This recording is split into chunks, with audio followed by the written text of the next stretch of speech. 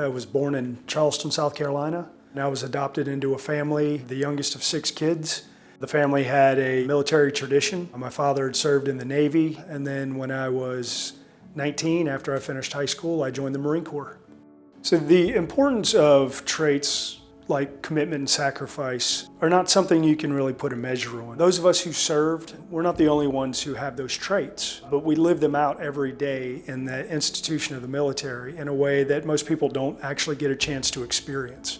Over and over again during my time in service, I saw people who were extremely committed and made a lot of sacrifices to the work that they were doing. Some of them made the ultimate sacrifice.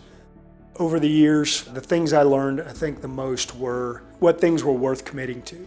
And in my time after the military, committing to helping others after the help that I received after I got out of the military, after going through a difficult time. The thing that I think is most important for how others can exhibit or adopt those traits of sacrifice and commitment is finding something that is important to them, what they're passionate about, and what gives them meaning and purpose, and just using that to drive you to build that commitment. Some of the work that I've been doing in the veterans community and trying to help veterans recover and move forward in life after service is rooted in my own experience. When I left the military, I went through a very hard time. I had a hard time finding a job, went through a divorce, was dealing with some mental health issues, and a lot of other things that come with that. I did not realize just how much my military experience had affected me and how much it influenced the way I think about the world. And I think that's one of the things that has driven my work, is that recognition that not just the institution of the military, but all the way back to the way we train in the military has a huge impact on our identity and how we see ourselves, and more importantly, how we present ourselves to others. And I think that acts as a much larger barrier than people realize. And so the work I do is focused on that. Before I went back to school, I was working as a missionary to veterans in the Birmingham area. And that was one of the realizations I came to, is that a lot of these guys were still looking for ways to maintain that military identity. Even if they didn't articulate it that way, that's what they were doing.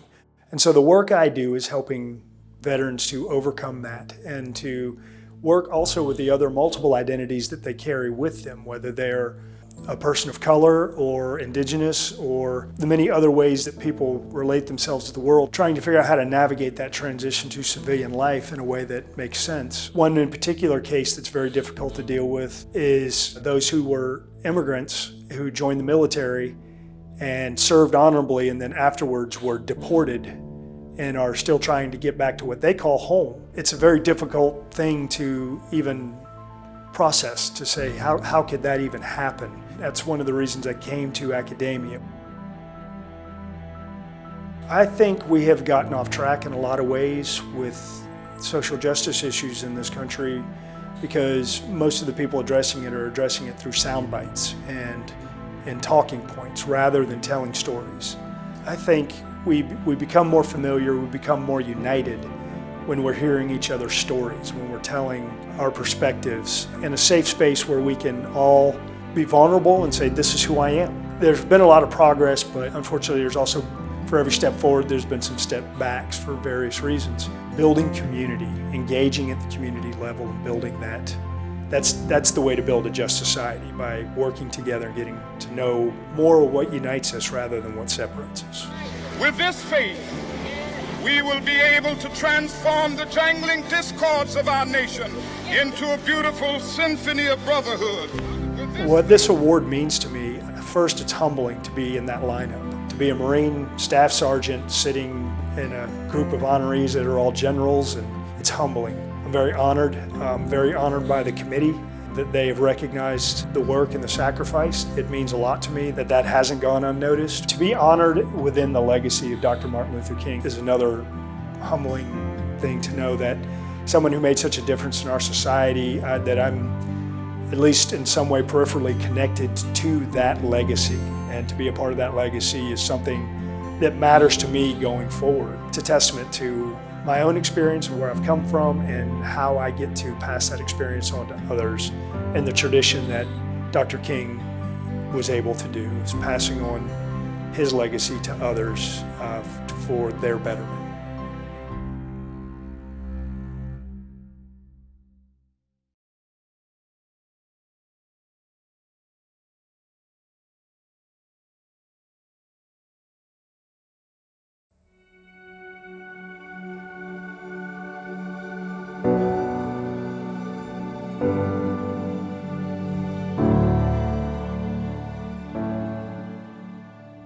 You know, titles, ranks, they don't define who you are. They just define what you do. As a commanding general, I was just commanding general. That didn't define who Willie Williams was. Willie Williams was something totally different that came from inside, from the heart. There were not many African-American officers in the Marine Corps. So one day I was just happened to be walking across campus with my buddies, these guys there with their blue trousers with the red stripes on it and their khaki shirts. Most people would be able to readily identify that as a Marine. Of course, me not having a background, I just went up to them and started talking to them, really almost joking with them about it. You know, I said, what are you guys, in some kind of a band or something you got on? And so one of the guys, he looked at me and said, yeah, why don't you go ahead? You probably couldn't make it anyway.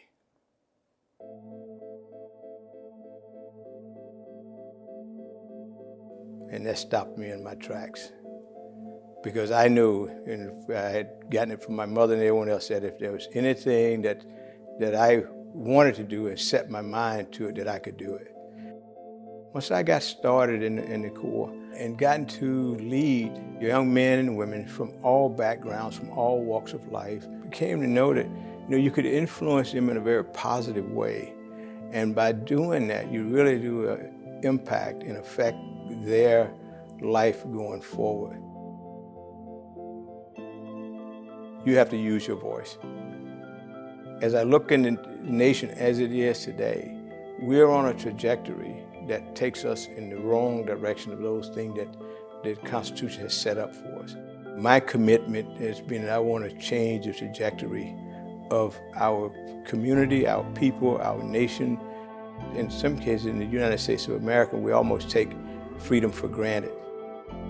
This whole unequal treatment of folks from marginalized communities. When the COVID thing started, I was looking at the plan that was put together by the Alabama Department of Public Health. My mind went back to say, no, that's not going to get to where the national level is saying they want us to go. So I went and got with the chief of staff down in the governor's office, and I said, hey, I'm a concerned citizen, that's it. I'm not working for anyone, I'm just a concerned citizen, and what I'm seeing is an ill direction for this effort. I understand how you're going to include all of these entities and how they have promised that they're going to distribute the vaccines. I said, but where I come from, none of those entities that you're talking about is doing the work down there. So we was able to get these National Guard entities and get them to go to those locations. Then I went back, wait a minute, how are these people going to get there? So then I had to work with another entity to say, well, let's get some transportation. How can we go out and run throughout these communities and pick them up and bring them to those sites?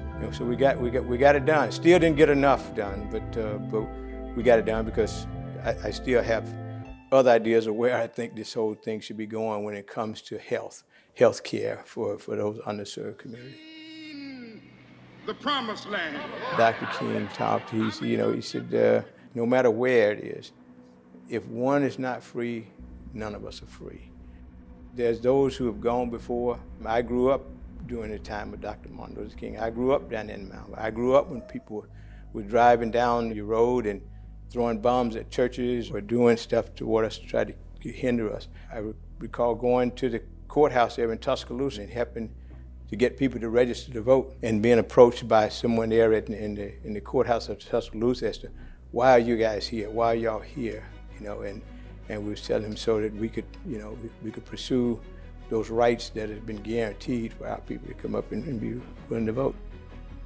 One of the things that we come to grips with as we're going through life is that, from the military perspective, We have our Constitution that tells us that, we swear that we're going to support and defend the Constitution of the United States against all enemy, foreign and domestic, which then tells me that they should be for all.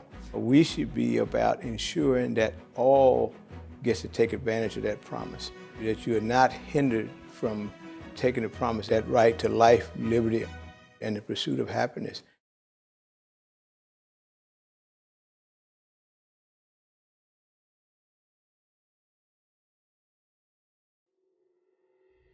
When I close my eyes, when I think back, I remember I had a P-51 over 40,000 feet. Everything was so peaceful and whatnot.